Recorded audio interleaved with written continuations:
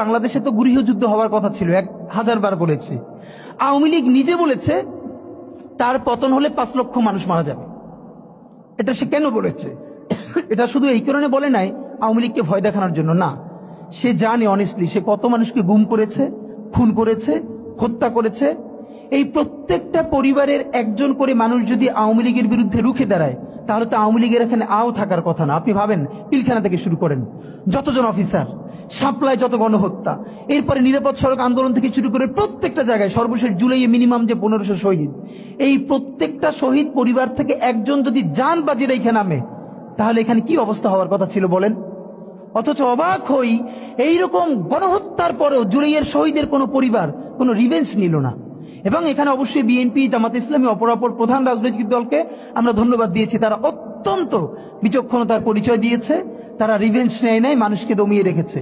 কিন্তু এই গত 1 বছরে, এবং খেয়াল করেন, মবের একাডেমিক সংজ্ঞা যদি ধরি, আমাকে খালেদ মহিউদ্দিন ভাইও জিজ্ঞেস করবার চেষ্টা করলো একই টকশোতে, মানে মব কি মানে হইল, মবের এখন ভালো সংজ্ঞা হইছে যেইটা আপনার বিরুদ্ধে হবে, এই এস্টাবলিশমেন্টের বিরুদ্ধে, সেইটি হইল মব।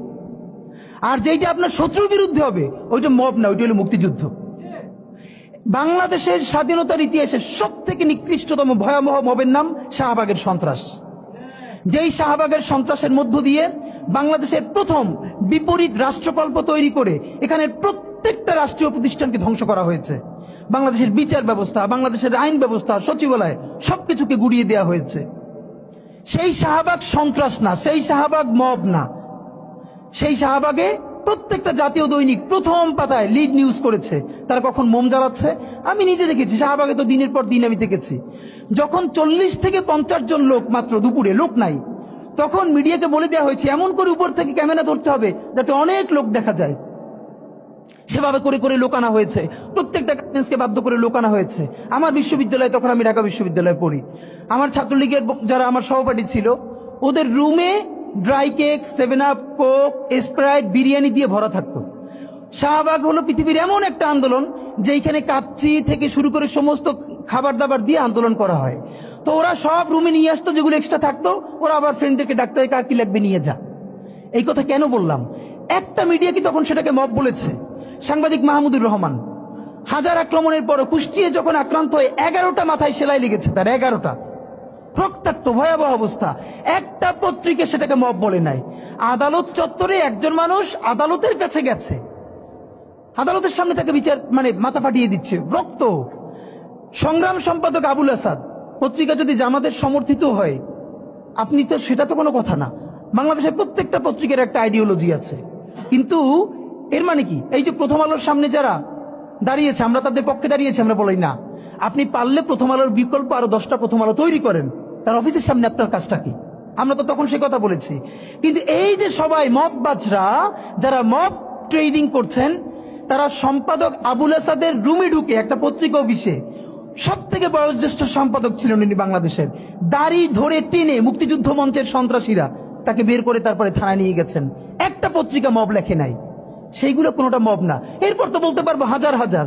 কিন্তু এই যে কোন বাচ্চারা গালি দিচ্ছে, কাকে দিচ্ছে, যেই বাচ্চার একটা চোখ নাই, ইন্টারে পড়ে, এখন সে ভর্তি হবে ভার্সিটিতে, অন্য চক্ষু কাজ করছে না, হাত নাই, পা নাই, তার মধ্যে ভীষণ ট্রমা কাজ করে। এই রাষ্ট্রের প্রধান কাজ কি ছিল? রাজনৈতিক দলগুলোর রাষ্ট্রকে বাধ্য করা, আমাদের যেই সব ছেলেমেয়েরা চোখ হারাইছে, চিরতরে অন্ধ হইছে, পঙ্গু হইছে, রক্তের সাগরের মধ্য দিয়ে হইছে, ওদেরকে দিনের পরে দিন কাউন্সিলিং করা। ওরা এখনো ট্রমাটাইজড। ওদেরকে স্কুলে, কলেজে, ইউনিভার্সিটি দিনের পরে দিন কাউন্সিলিং করা উচিত ছিল। আপনি কাউন্সিলিং করেন নাই, ওদের পুনর্বাসন করতে পারেন নাই, শহীদদের পরিবারের পুনর্বাসন করতে পারেন নাই। এখন এই ছেলে মেয়েগুলো দেখে যে এই রক্তের মধ্য দিয়া সে চিরতরে অন্ধ হইছে, পঙ্গু হইছে, এখন তার ন্যূনতম বিচারই শুরু হয় নাই, বিচার নাই, সংস্কার নাই। সে বরং দেখতে পাইতেছে সেই আগের পুরনো আওয়ামী লীগ জিকে বসতেছে, যাতে তার মনে হইতেছে সে যে এবার অন্ধ হয়ে বাইচে আছে, সেটাও হয়তো বাইচে থাকতে পারবে না, এবার হয়তো তাকে হত্যা করে ফেলা হবে। সেই রিয়াকশনে সে কাউকে গালি দিচ্ছে। এই গালিকে আপনার এত অপবিত্র মনে হয়, কিসের সাথে তুলনা দেন? গত 15 বছর যার তুলনা একমাত্র জাহান্নামের সাথে হইতে পারে। তো আপনারা কি বুঝাইতে চান আমাদেরকে? এগুলো মনে করেন আমরা বুঝি না? নাম ধরে বললে পলিটিক্যাল পার্টিগুলো বেশি প্রেসার ফিল করে। আমার বিভিন্ন টিভি থেকে ফোন করে বলে, ভাই আপনার সাথে তো অমুক দলের অথবা অমুক দলের কেউ আসতে চায় না। এখন এই জন্য আমার কি হয়েছে, তারা যাতে একটু ট্রাস্ট পান, একটু কনফিডেন্স পান, এই জন্য কথার উত্তর দিই না।